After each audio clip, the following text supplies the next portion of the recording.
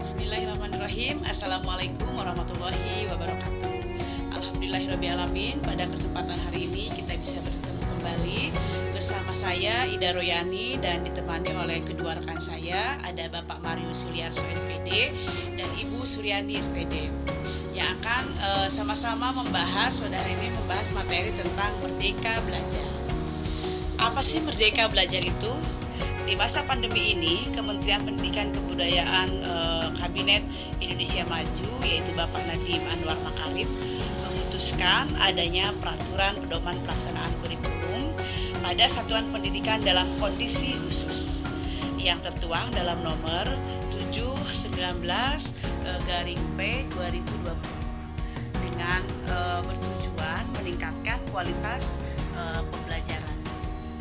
Dan kurikulum pada satuan pendidikan kondisi khusus ini memberikan fleksibilitas bagi sekolah untuk memilih kurikulum yang sesuai dengan kebutuhan pembelajaran siswanya. Selanjutnya, kurikulum ini bisa juga kita masih dapat mengacu pada kurikulum nasional, kemudian menggunakan kurikulum darurat, dan melakukan penyederhanaan kurikulum secara mandiri. Dan bisa ketiga-tiganya kita bisa pergunakan, tergantung daripada keadaan di sekolahnya masing-masing. Pada kurikulum darurat ini pun dilakukan pengurangan kompetensi dasar untuk setiap mata pelajaran, sehingga guru dan siswa dapat fokus dalam kompetensi esensial dan kompetensi prasyarat untuk kelanjutan pembelajaran di tingkat selanjutnya. Adapun kurikulum darurat ini di masa pandemi ini memudahkan proses pembelajaran. Ini berdampak pada kemudahan siswa dan juga guru dan juga orang tua.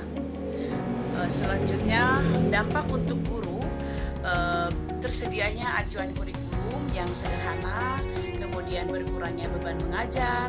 Guru dapat fokus pada pendidikan dan pembelajaran esensial dan kontekstual. Kesejahteraan psikososial guru pun akan meningkat. Yang kedua, berdampak pada siswa.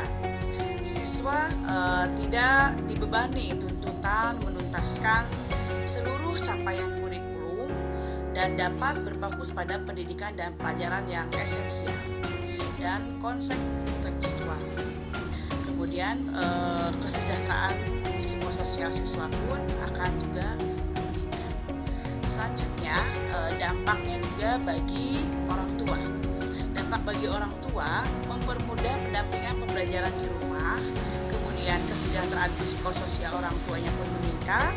Karena itu, kurikulum darurat ini diharapkan dapat membantu mengurangi kendala yang dihadapi guru, orang tua, dan anak selama di masa pandemi ini.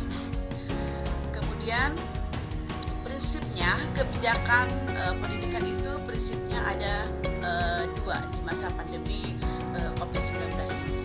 Yang pertama adalah mengutamakan kesehatan dan keselamatan, baik itu buat peserta didik, kemudian tenaga pendidik, keluarga, dan masyarakat. Itu adalah prioritas utama dalam kebijakan kurikulum darurat ini. Yang kedua, kebijakan Bapak Nadiem Makarim dalam masa pandemi ini untuk tumbuh kembangnya peserta didik dan kondisi psikososialnya. Jadi di masa pandemi ini harus tetap melakukan pembelajaran, tetapi dengan tidak tatap muka, pembelajaran dengan jarak jauh. Nah, untuk PJJ atau materi pembelajaran jarak jauh ini akan disampaikan oleh rekan saya, yaitu Ibu Suryani. Baik, untuk pembelajaran jarak jauh kami persilakan kepada Ibu Suryani untuk mempresentasikannya. Terima kasih, dari saya cukup. Assalamualaikum warahmatullahi wabarakatuh. Assalamualaikum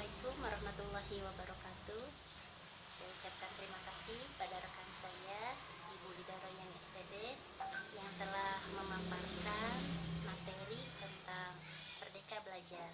Selanjutnya saya akan memaparkan penjelasan tentang pembelajaran jarak jauh. Mendikbud mengatakan kondisi pandemi COVID-19 tidak memungkinkan kegiatan belajar mengajar berlangsung secara normal. Terdapat ratusan ribu sekolah ditutup untuk mencegah penyebaran.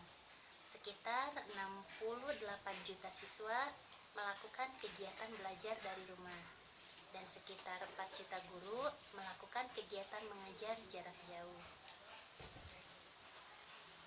Di pembelajaran jarak jauh ini sudah jelas, jadi ada peran teknologi, komunikasi, dan informasi sebagai solusinya. Teknologi komunikasi dan informasi yang banyak digunakan dalam pendidikan jarak jauh adalah komputer dan internet. Pemanfaatan komputer dan internet memberikan kesempatan kepada peserta didik untuk dapat mengakses materi-materi ajar yang juga sudah dikemas dalam bentuk digital dimanapun dan kapanpun. Untuk pembelajaran jarak jauh ini ada dua pendekatan. Yang pertama synchronous learning, kemudian yang kedua asynchronous learning. Mungkin masih asing di telinga kita apa itu synchronous learning dan asynchronous learning. Untuk synchronous learning merupakan interaksi pembelajaran antara guru dan siswa dilakukan pada waktu yang bersamaan menggunakan teknologi video conference atau chatting. Adapun untuk asinkronus yaitu guru dapat menyiapkan materi terlebih dahulu dan interaksi pembelajaran dilakukan secara fleksibel dan tidak harus dalam waktu yang sama. Misalkan menggunakan forum diskusi atau belajar mandiri atau penugasan siswa. Di pembelajaran sinkronus dan asinkronus learning masing-masing mempunyai kelebihan dan kekurangannya.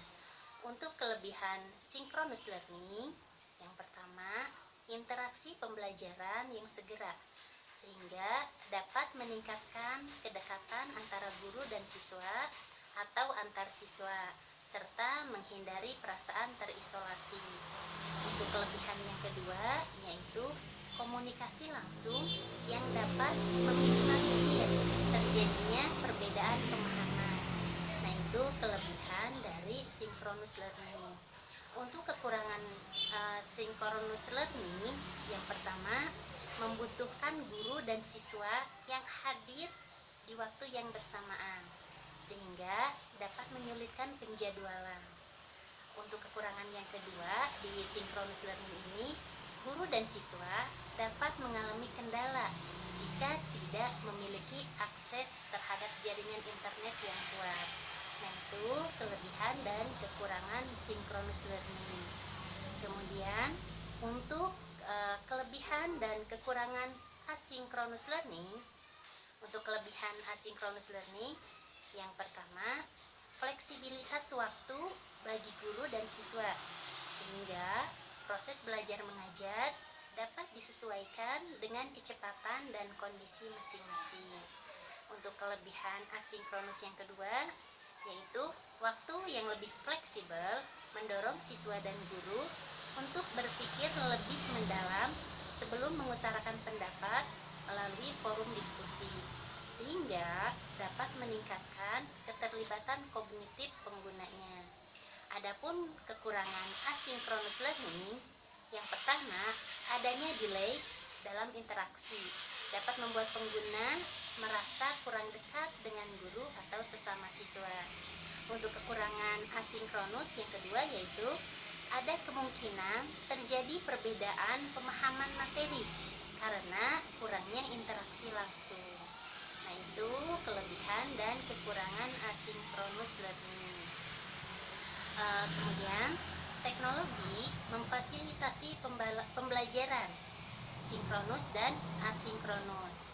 Untuk asinkronus, mengunggah materi rekaman pembelajaran ke dalam podcast, mengunggah video di YouTube, memberikan pemaparan melalui Google Classroom, Microsoft Teams, Edmodo, atau media penyimpanan lain, penyelenggaraan flight learning.